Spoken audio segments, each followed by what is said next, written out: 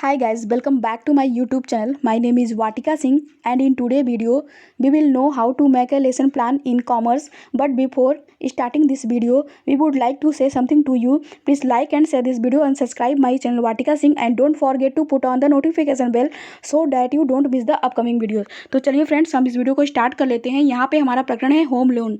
तो कॉमर्स में lesson plan बनाने के लिए आपको सबसे पहले लिखना होता है पाठ योजना। इसको हम हेडिंग या टैगलाइन कहते हैं। बिल्कुल ही बीचों बीच सेंटर में बोर्ड में और बहुत ही सुंदर ढंग से आपको इसको लिखना होता है। बट इसको आपको बहुत ही सुंदर ढंग से इस पाठ योजना को लिखना होता है। उसके बाद आप लिखते हो विद्यालय का नाम।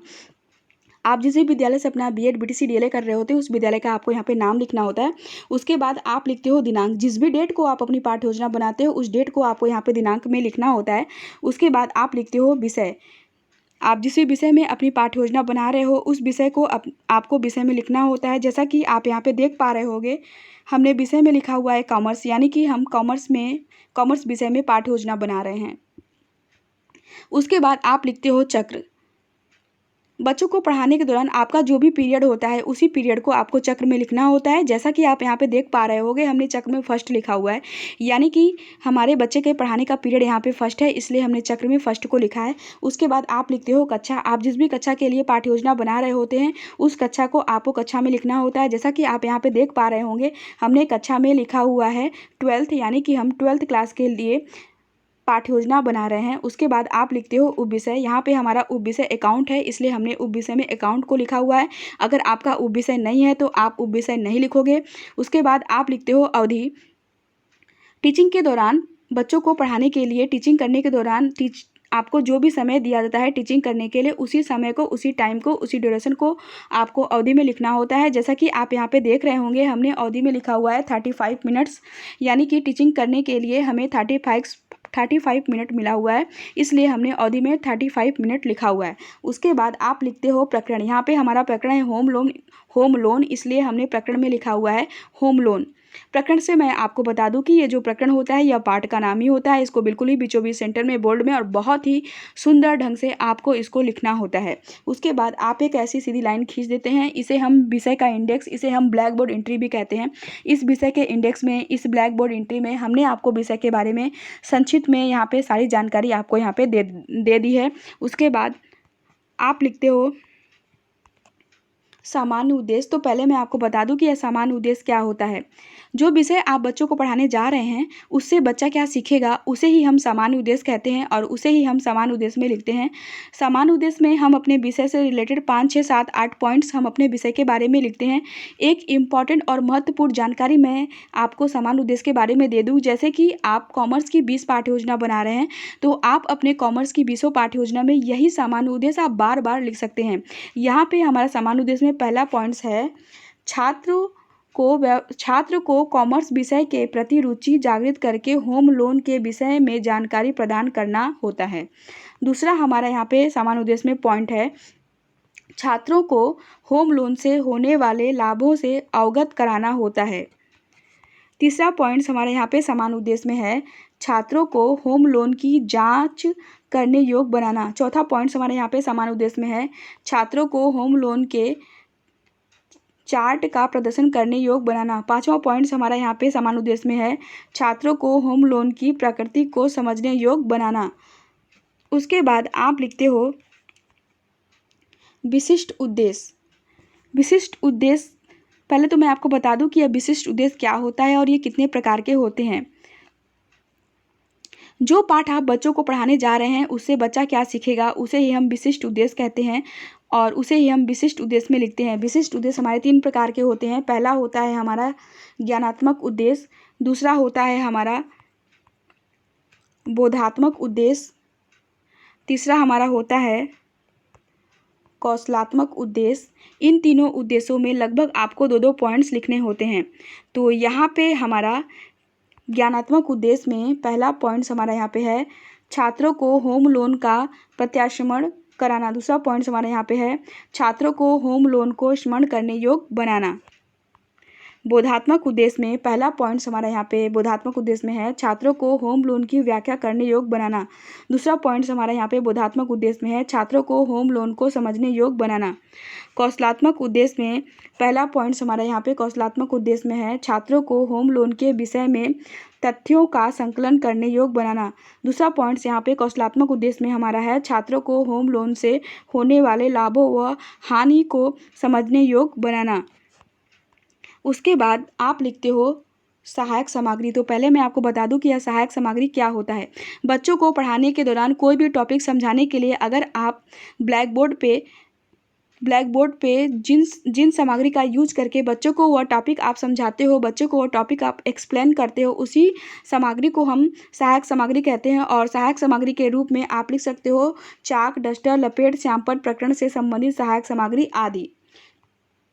उसके बाद आप लिखते हो पूर्व ज्ञान। पूर्व ज्ञान के रूप में मैं आपको पहले तो मैं आपको बता दूं कि यह पूर्व ज्ञान क्या होता है। यह जो पूर्व ज्ञान होता है यह लगभग सभी का एक समान होता है। बस यहाँ पे क्या होता है कि पाठ का नाम चेंज कर दिया जाता है। पूर्व ज्ञान के रूप में आप लिख सकते हो छात्र होम लोन के बारे में सामान्य जानकारी रखते हैं, ऐसा आप पूर्व ज्ञान में लिख सकते हैं। उसके बाद आप बच्चों से प्रस्तावना प्रश्न करते हैं, जिसके लिए प्रस्तावना प्रश्न करने के लिए आप 3 कॉलम बनाएंगे। पहला कॉलम तो आप बनाएंगे क्रम संख्या का कॉलम, जिसमें कि आप छात्रों से पूछे गए क्वेश्चन के क्रम को लिखोगे। दूसरा कॉलम जो है कि आप बनाते हैं छात्राध्यापक क्रियाओं कॉलम, जिसमें कि आप छात्रों से प्रश्न पूछते हो। तीसरा और लास्ट कॉलम जो है कि आप बनाते हो छात्र छात्रा अनुक्रिया का कॉलम, जिसमें कि छात्र आपके पूछे गए क्वेश्चन के आंसर को देते हैं। तो यहाँ पे पहला क्वेश्चन हमारा छात्रों से है, किसी व्यक्ति को जीवन यापन करने के लिए कौन सी सुविधा अति आवश्यक है?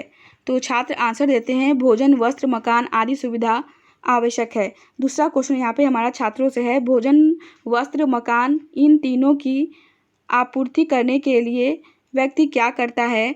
तो छात्र आंसर देते हैं इन तीनों की आपूर्ति करने के लिए व्यक्ति नौकरी करता है, व्यवसाय करता है एवं व्यक्ति पैसे बचाता है। तीसरा क्वेश्चन यहाँ पे हमारा छात्रों से है, एक कम आयु वाला व्यक्ति किस प्रकार मकान की सुविधा उपलब्ध कर सकता है? तो छात्र आंसर देते हैं होम लोन लेके अपनी सुविधा उपलब्ध कर सकता है।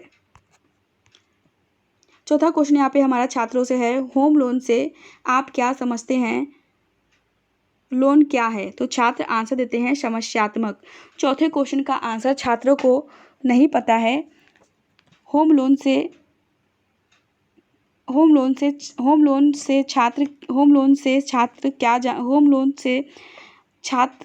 के बारे में छात्र को कोई नॉलेज नहीं है, कोई जानकारी नहीं है। और होम लोन क्या होता है इसके बारे में भी उनको कोई नॉलेज, कोई जानकारी नहीं है। उसके बाद आप लिखते हो उद्देश्य कथन। उद्देश्य कथन में आप लिख सकते हो, बच्चों आज हम होम लोन के बारे में विस्तार से अध्ययन करेंगे, ऐसा आप उद्देश्य कथन में लिख सकते हैं। उसके बाद आप लिखते हो प्रस्तुतिकरण। प्रस्तुतिकरण में आप लिख सकते हो अध्ययन अध्यापन की दृष्टि से पाठ को 2 पार्ट्स में डिवाइड किया जाता है, ऐसा आप प्रस्तुतिकरण में लिख सकते हैं। उसके बाद आप व्याख्या करते हैं, जिसके लिए व्याख्या करने के लिए आप 4 कॉलम बनाएंगे। पहला कॉलम तो आप बना देंगे शिक्षण बिंदु का कॉलम। दूसरा कॉलम जो है कि आप बनाएंगे छात्राध्यापक क्रियाओं कॉलम। तीसरा कॉलम जो है कि आप बनाएंगे छात्र छात्रा अनुक्रिया कॉलम। चौथा कॉलम जो है कि आप बना देंगे श्यामपट्ट कार्य का कॉलम। शिक्षण बिंदु के कॉलम में आप लिखोगे व्याख्या। छात्रा अध्यापक क्रियाओं के कॉलम में आप व्याख्या करोगे। छात्र छात्रा अनुक्रिया के कॉलम में आप लिखोगे छात्र ध्यान पूर्वक व्याख्या को सुनेंगे। श्यामपट्ट कार्य के कॉलम में आप मुख्य पॉइंट्स को लिखोगे। तो अब हम व्याख्या करते हैं। होम लोन क्या है? होम लोन वह राशि है जो एक व्यक्ति बैंक या धन उधार देने वाली कंपनी से हर महीने एक निश्चित ब्याज दर पर EMI के साथ चुकाने के लिए उधार लेता है। लेंडिंग कंपनी द्वारा प्रॉपर्टी को सिक्योरिटी के रूप में जिसके लिए रखा जाता है वह है home loan. Home loan properties commercial या पर्सनल हो सकती है। अगर लोन लेने वाला व्यक्ति बकाया राशि का भुगतान नहीं कर पाता है तो लेंडर को प्रॉपर्टीज की बिक्री से बकाया लोन राशि को प्राप्त करने कानूनी अधिकार होगा। होम लोन का हिंदी में अर्थ होता है गृह ऋण। उर्दू में इसका मतलब होता है घर के लिए कर्ज। बैंक या वित्तीय संस्थान होम लोन जारी करते हैं। ज़्यादा से ज़्यादा 30 साल तक की अवधि के लिए होम लोन मिल सकता है। व्याख्या करने के बाद आप सैंपट कार्य के कॉलम में मुख्य पॉइंट्स के रूप में आप सैंपट कार्य में पहला पॉइंट्स आप लिख सकते हैं। होम लोन का हिंदी में अर्थ होता है घर के लिए कर्ज। जाहिर है कि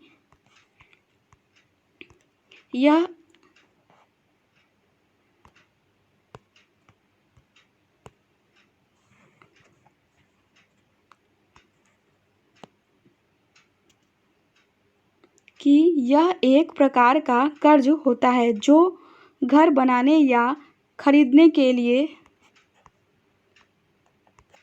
लिया जाता है। दूसरा पॉइंट्स आप सैंपट कार्य में लिख सकते हैं। होम लोन प्रॉपर्टीज कमर्शियल या पर्सनल हो सकता है। तीसरा पॉइंट्स आप सैंपट कार्य में लिख सकते हैं। अगर होम लोन लेने वाला व्यक्ति बकाया राशि का भुगतान नहीं कर पाता है तो लेंडर को प्रॉपर्टी की बिक्री से बकाया लोन दे सकता है। व्याख्या करने के बाद आप छात्रों से बोध प्रश्न करते हैं जिसके लिए आप 3 कॉलम बनाएंगे। पहला कॉलम तो आप बनाएंगे बोधात्मक प्रश्न का कॉलम जिसमें कि आप छात्रों से पूछे गए क्वेश्चन के क्रम को लिखोगे।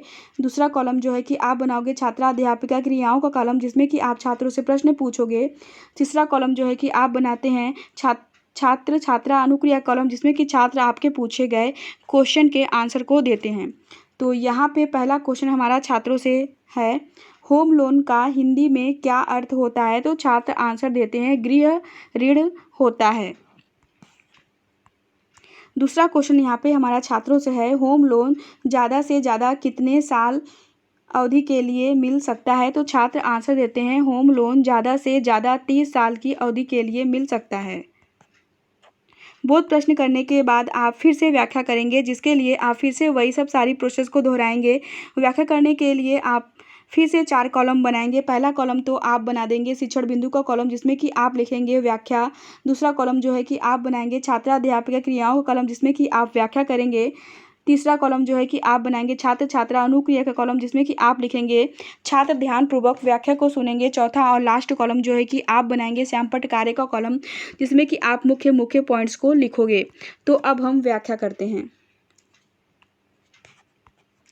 Types of home loan. Home loan घर से संबंधित कई तरह की जरूरतों के लिए मिल सकता है।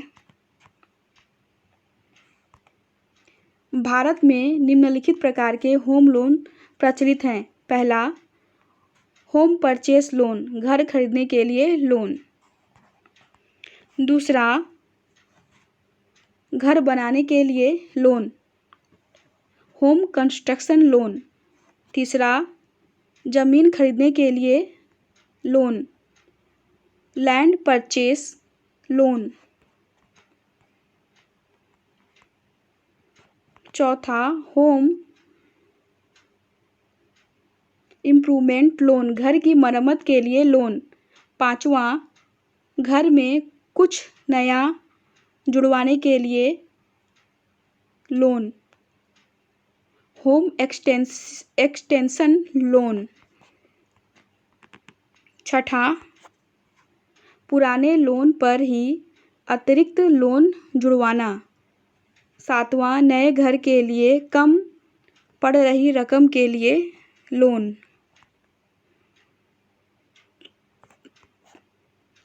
7वां, जमीन खरीदने व घर बनाने के लिए एक साथ लोन। 8वां, एक से अधिक लोगों को साझा लोन। 9वां, विदेश में बस गए भारतीयों के लिए लोन। 10वां, एक बैंक के लोन का दूसरे बैंक में ट्रांसफ़र। होम लोन की किस्तों के साथ जोड़ी जाने वाली ब्याज दर में परिवर्तनशीलता। चेंजेबिलिटी के अनुसार होम लोन दो तरह का होता है। पहला, फिक्स रेट होम लोन। दूसरा, फ्लोटिंग रेट होम लोन। व्याख्या करने के बाद आप श्यामपट्ट कार्य के कॉलम में मुख्य पॉइंट्स के रूप में आप श्यामपट्ट कार्य के कॉलम में पहला पॉइंट्स आप लिख सकते हो, जैसा कि आप यहाँ पे देख सकते हो। टाइप्स ऑफ लोन, पहला, इसमें आप पॉइंट्स लिख सकते हो होम परचेस लोन। दूसरा पॉइंट्स आप यहाँ पे श्यामपट्ट कार्य के कॉलम में आप लिख सकते हो टाइप्स ऑफ लोन। इसमें टाइप्स ऑफ लोन में आप पहला पॉइंट्स लिख सकते हो होम परचेस लोन। दूसरा पॉइंट्स आप लिख सकते हो होम कंस्ट्रक्शन लोन। तीसरा पॉइंट्स आप श्यामपट्ट कार्य में लिख सकते हो लैंड परचेस लोन। चौथा पॉइंट्स आप श्यामपट्ट कार्य में लिख सकते हो होम इम्प्रूवमेंट लोन। चौथा पॉइंट्स आप श्यामपट्ट कार्य में लिख सकते हो होम एक्सटेंशन लोन। पांचवा पॉइंट्स आप श्यामपट्ट कार्य में लिख सकते हो टॉप अप होम लोन। छठा पॉइंट्स आप श्यामपट्ट कार्य में लिख सकते हो ब्रिज होम लोन। सातवां पॉइंट्स आप श्यामपट्ट कार्य में लिख सकते हो कंपोजिट होम लोन। आठवां पॉइंट्स आप श्यामपट्ट कार्य में लिख सकते हो ज्वाइंट होम लोन। नौवां पॉइंट्स आप श्यामपट्ट कार्य में लिख सकते हो NRI होम लोन। 10वां पॉइंट्स आप श्यामपट्ट कार्य में लिख सकते हो होम बैलेंस ट्रांसफ़र।